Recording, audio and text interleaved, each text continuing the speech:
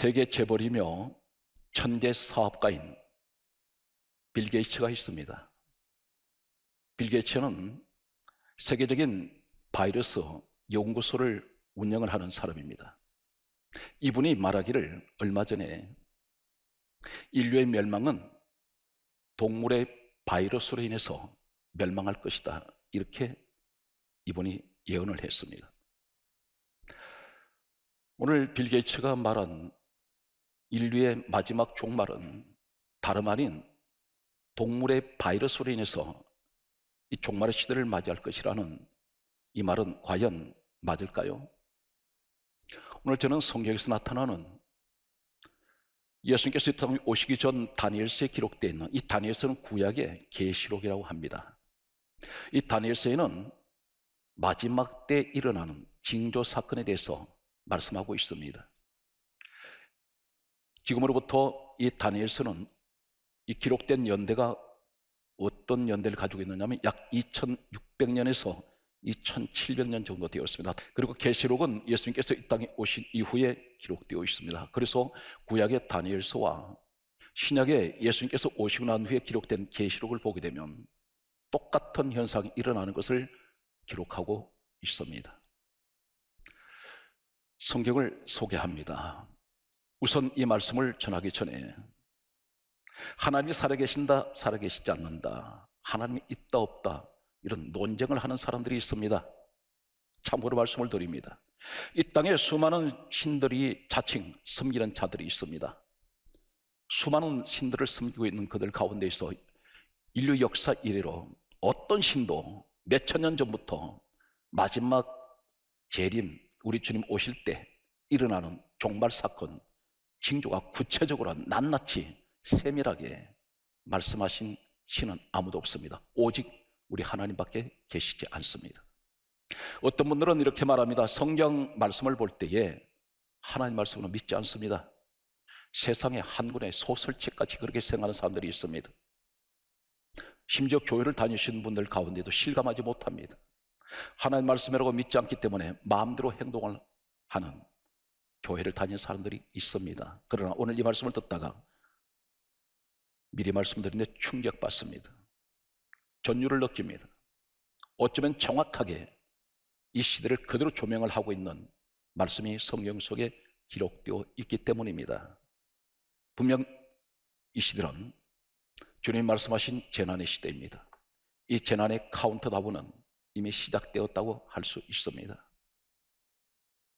예수님께서 이 재난의 시대에, 다시 말해서 재난의 시작이 우리 주님이 오실 때, 재림하실 때 일어나는 마지막 재난의 시작은 이렇게 말씀하고 있습니다. 누가복음 21장 11절에 보게 되면 곳곳에 큰 지진이 있으며 기근이 있으며 전염병이 있겠고 이 말씀은 계속해서 진행형이라는 것입니다. 재난의 시작에 카운트다운은 이렇게 시작되고 있습니다. 그리고 하시는 말씀이 지진이 있겠고 그 다음에 전염병이 있겠고, 그리고 하시는 말씀이 무서운 일들이 일어날 것이라 있습니다. 전염병을 말씀하신 후에 무서운 일이 일어난다는 것입니다. 그리고 하시는 말씀이 하늘부터 큰 징조가 있을 것이라고 말씀하셨습니다. 마지막 때 재난의 시작은 어떤 징조를 말씀합니까? 사인을 보여주시는 것은 이것이 재난의 시작이라는 것을 너는 알으라는 것입니다. 그것이 어떤 것이냐면 환경을 통해서 오는 이 재난이 있습니다. 큰 지진이 있다 있습니다. 곳곳에. 과거에는 19세기 이전만 보면 이 지진이 일어나는 이 사건들을 보게 되면 역사에 거슬러 올라가 보면 특정 지역에서만 지진이 일어났습니다. 그런데 20세기를 접어들면서 지진 안전지대가 없어졌습니다.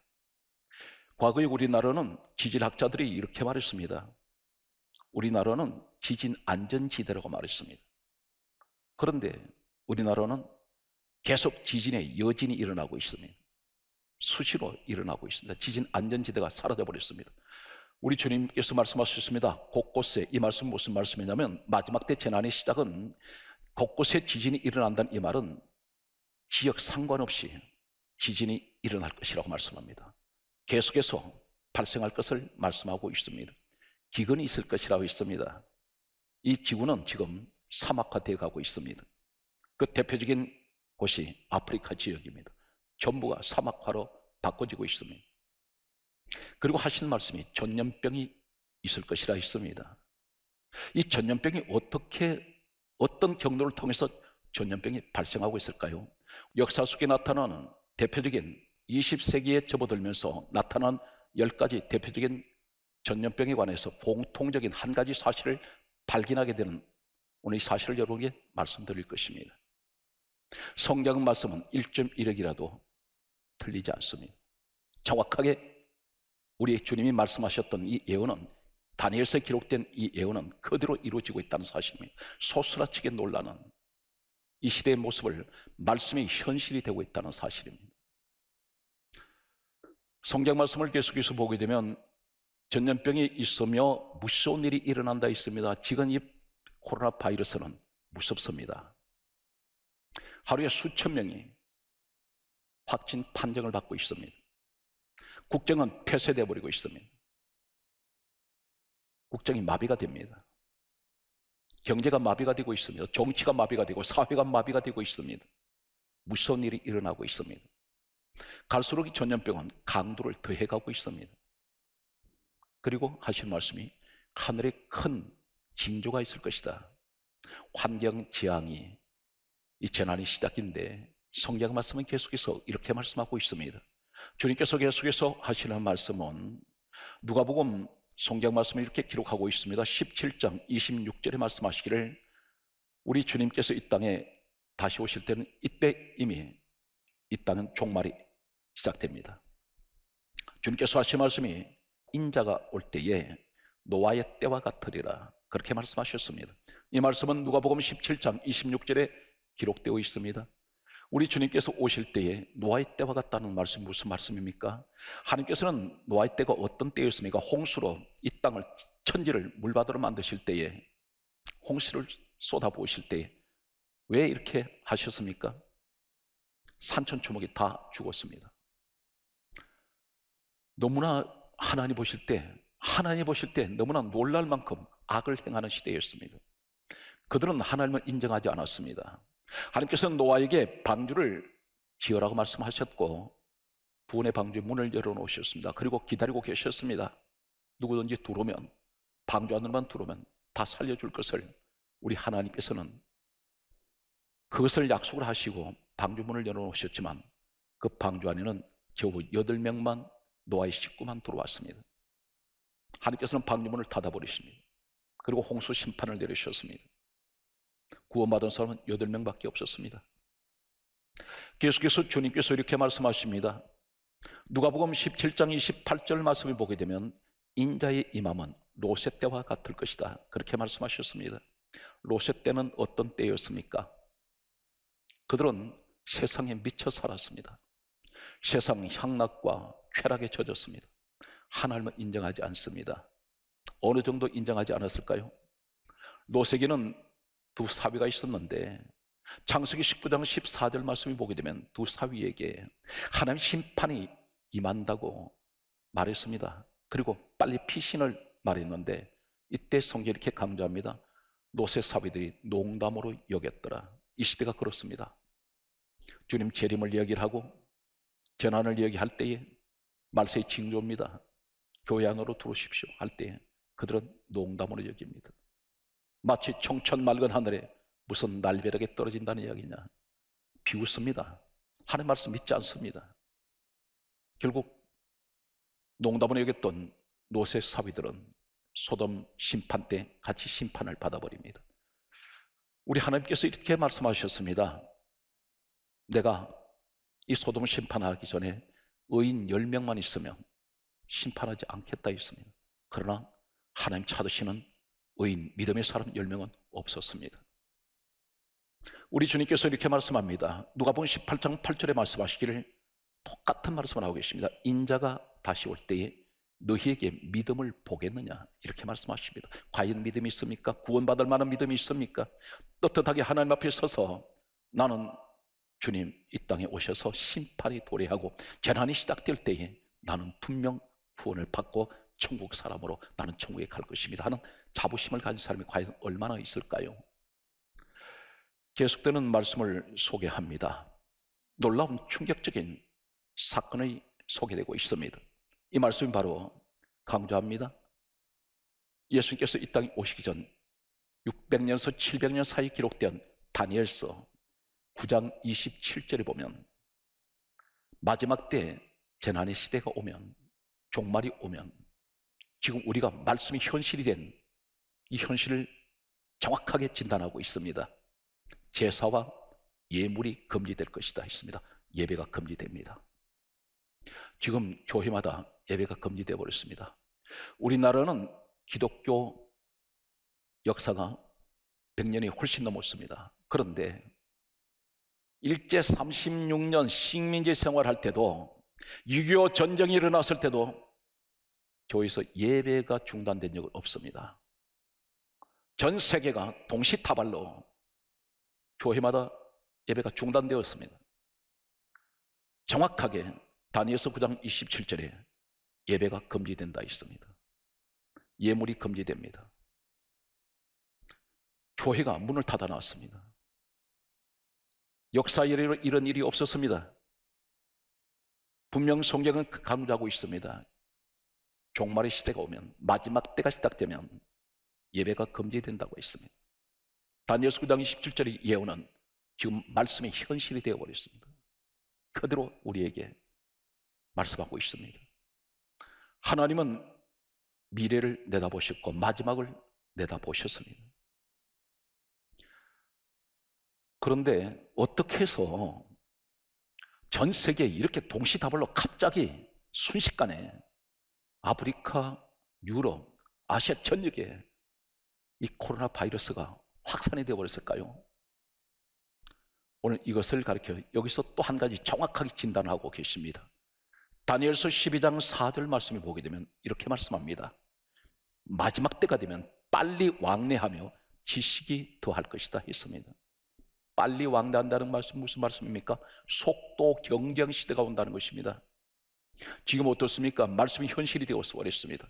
우리 하나님 정확하게 예언하신 그대로 지금으로부터 약 2600년에서 2700년 사이에 예언하셨던 다니엘서에 기록된 이 예언이 그대로 이루어지는데, 빨리 왕래한다는 이 말이 무슨 말입니까? 속도 경쟁 시대입니다.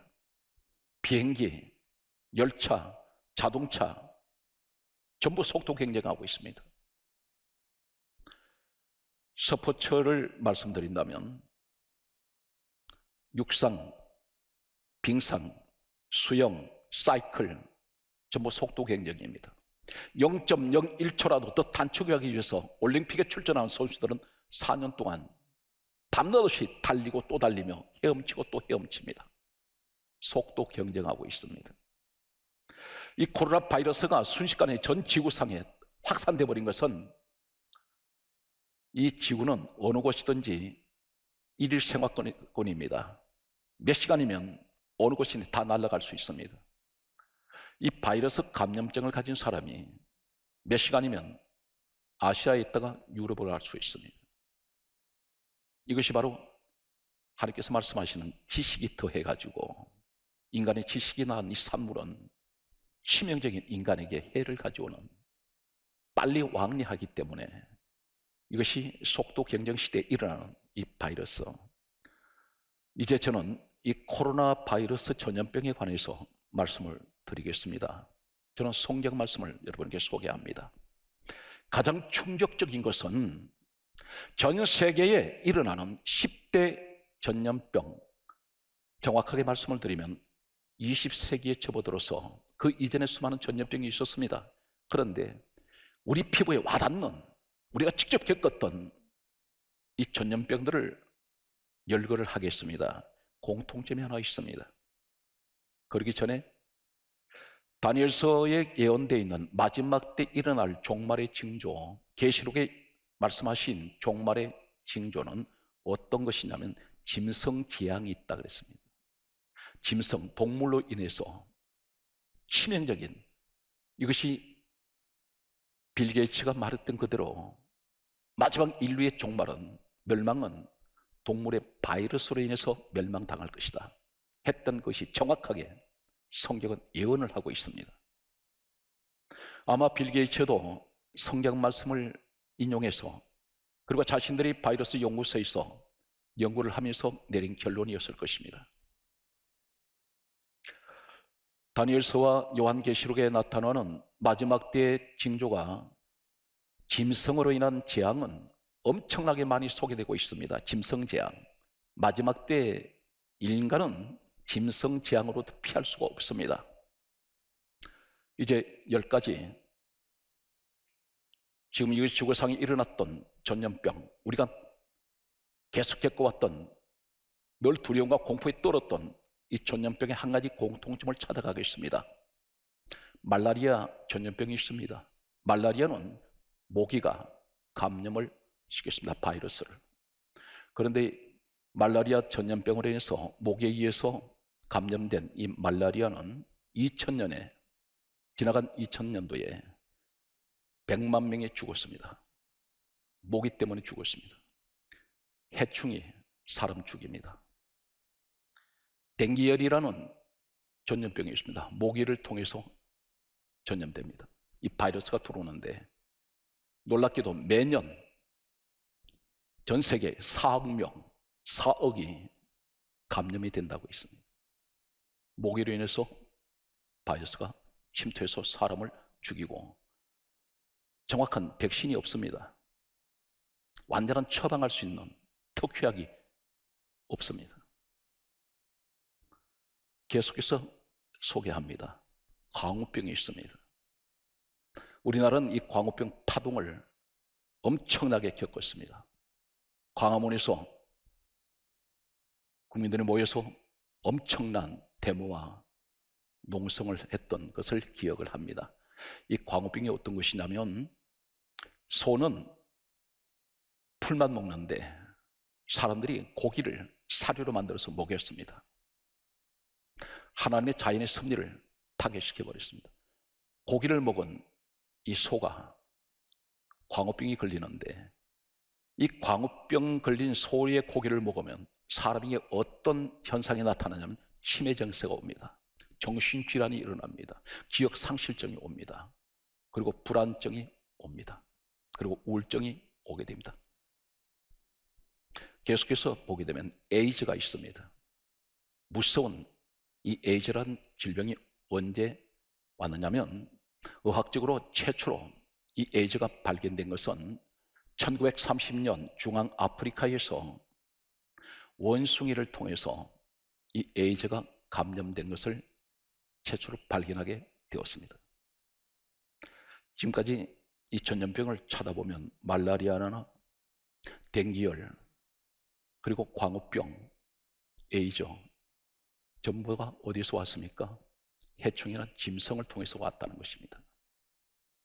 계속되는 말씀을 씁니다. 구제역이 있습니다.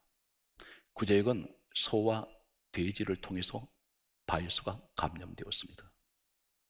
사스가 있습니다. 사스는 놀랍게도 박쥐와 고양이를 통해서 바이러스가 인간에게 옮겨졌습니다. 조류독감이 있습니다. 철새를 통하여 공중의 새로 인해서 이것이 사람에게 치명적인 독감을 가져왔습니다. 에볼라가 있습니다. 에볼라는 박쥐와 원숭이를 통해서 역시 감염이 된다고 했습니다. 메르스가 있습니다. 메르스는 박쥐와 낙타를 통해서 감염이 되었습니다. 코로나는 대다수 학자들은 이렇게 결론을 내리고 있습니다. 박쥐와 원숭이를 통하여, 다시 말씀드려서 짐승을 통해서. 지금 여기 10가지 우리가 전염병을 보면 한 가지 공통점이 무엇입니까? 전부 짐승을 통해서 이것이 감염이 되고 있다는 것입니다. 바로 우리 하나님께서 예언하셨던 다니엘서에 짐승 재앙이 있을 것이다. 계시록에도 짐승 재앙이 있을 것이다. 치명적인 짐승 재앙으로 인하여 인간들은 점점 절망과 멸망의 구렁텅이로 빠져들어갑니다. 그런데 충격적인 것은 이 짐승들은 전 세계에 현대의학계에서 밝혀낸 것은 바이러스가 1600만 개의 바이러스를 가지고 있다고 있습니다. 모든 동물들에게는. 그런데 현대의학이 밝혀낸 것은 300개 정도밖에 되지 않는다고 합니다. 그런데 대단히 충격적인 것은 이 박쥐에게는 40여 종의 바이러스가 붙어 있는데 한마디로 바이러스 덩어리라는 것입니다. 그런데 하나님께서는 파충류를 먹지 말라고 했습니다. 그런데 사람들은 박쥐와 원숭이를 잡아먹습니다. 요리를 합니다. 뱀도 잡아먹습니다. 별별 파충류를 다 잡아먹습니다. 그런데 100도 이상 물에 끓여도 죽지 않는 바이러스가 있다는 것입니다. 이 짐승들 가운데 이것을 죽지 않는 바이러스를 음식을 해서 요리해서 먹었을 때 사람 몸속에 들어오면 살아있는 바이러스가 변이를 일으킨다는 것입니다. 변종이 되어서 현대의학이 왜 이 백신을 만들지 못하느냐면 백신을 몇 년 동안 들여서 수조 원을 돈에 들여서 연구비를 투자해서 백신을 개발하면은 이 바이러스가 자꾸 변이가 되고 변종되기 때문에 치료할 수가 없다는 것입니다. 그래서 백신이 잘 개발되지 않는다는 것입니다. 우리는 일련의 이 사건들 앞에서 하나님께서 성경에 예언하신 그 예언이 그대로 이루어지는 것을 보고 있습니다. 하나님께서는 마지막 때 재앙을 내리실 때 하나님께서 내리시는 재앙 가운데 다음과 같은 재앙이 있습니다. 예레미야 15장 3절에 보게 되면 하늘의 새와 땅의 짐승들로 재앙을 내리실 수 있다는 것입니다. 그러면서 하시는 말씀은 예레미야 15장 4절에 이렇게 말씀합니다. 세계 여러 민족에게 흩어버리신다 그랬습니다. 이 바이러스가 순식간에 흩어져 버립니다. 오늘 이러한 시대를 우리는 살아가고 있습니다. 이러한 시대를 살아가는 우리들에게 하나님께서는 우리에게 하시는 말씀은 다음과 같은 말씀을 하고 계십니다. 본문 말씀 속에서 다음과 같은 말씀을 합니다. 누가복음 21장 34절에 이렇게 말씀을 합니다. 너희는 스스로 조심하라. 이렇게 말씀합니다. 조심하라는 이 말씀은 정신 차려라. 재난의 시대가 시작되었다. 너희는 스스로 조심하라 말씀하시면서 누가복음 21장 34절에 그렇지 않으면 이 말씀 무슨 말씀이냐면 너희들 스스로 누가 가르치기 전에 네 스스로가 조심하지 않으면 이 말씀은 정신 차려서 신앙생활을 통하여 열심히 기도하고 믿음 안에서 오직 주님 앞에 의지하며 살아야 되는데 그렇지 않으면 방탕함과 술 취함으로 이렇게 말씀합니다. 이 방탕이 무엇입니까? 하나님을 인정하지 않습니다. 그리고 당장 지금 종말이 오고 심판이 도래하는 마치 노아의 때와 같이 소돔 고모라의 롯의 때와 같이 전혀 예측을 못하는 순식간에 임하는 이 재난을 전혀 관심을 두지 않습니다. 그러면서 방탕해서 세상에 빠져서 세상 향락과 쾌락에 빠져서 그렇게 살면서 술 취했다는 것은 세상에 취했다는 것입니다.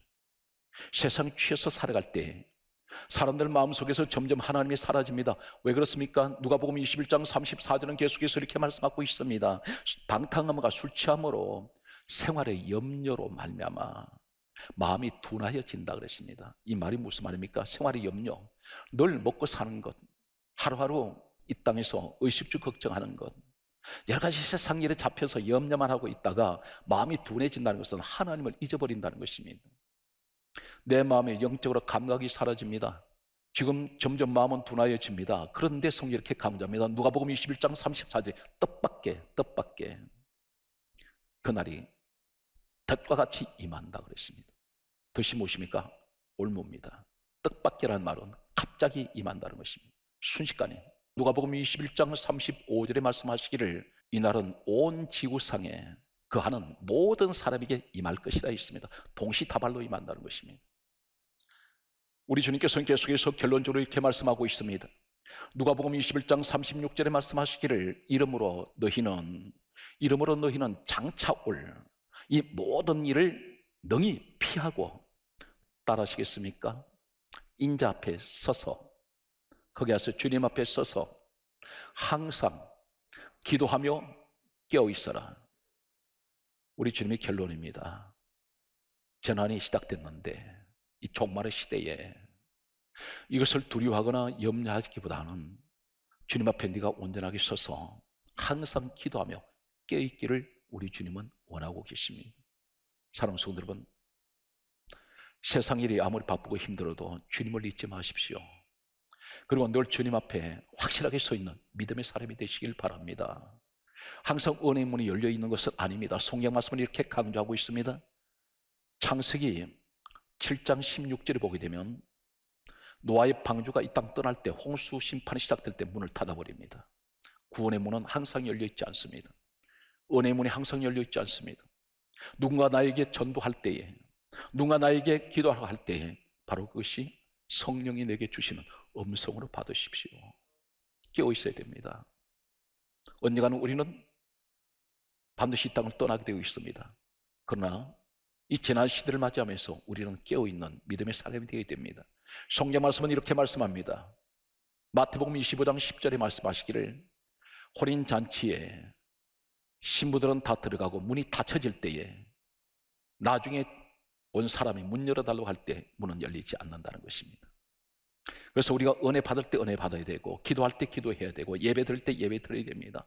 이 시간이 항상 있는 것이 아니라는 것입니다. 그러므로 성경 말씀하기를 이사야 49장 8절에 은혜 때에 내가 내게 응답하리라, 때가 있다는 것입니다. 사랑하는 성도 여러분, 이 재난의 시대를 맞이하면서 우리는 기도할 때입니다. 또 믿음이 강한 이 기회가, 이때가 되시기를 바랍니다. 힘들고 어려운 또 시간들을 보내시는 우리 사랑하시는 우리 화강교회 가족 여러분과 또 이 예배를 통해서 함께 은혜를 나누신 모든 분들에게 늘 주님이 살아가시는 마지막 때에 끝까지 남아있는 믿음의 사람이 되시기를 우리 주 예수 그리스도 이름으로 축복합니다.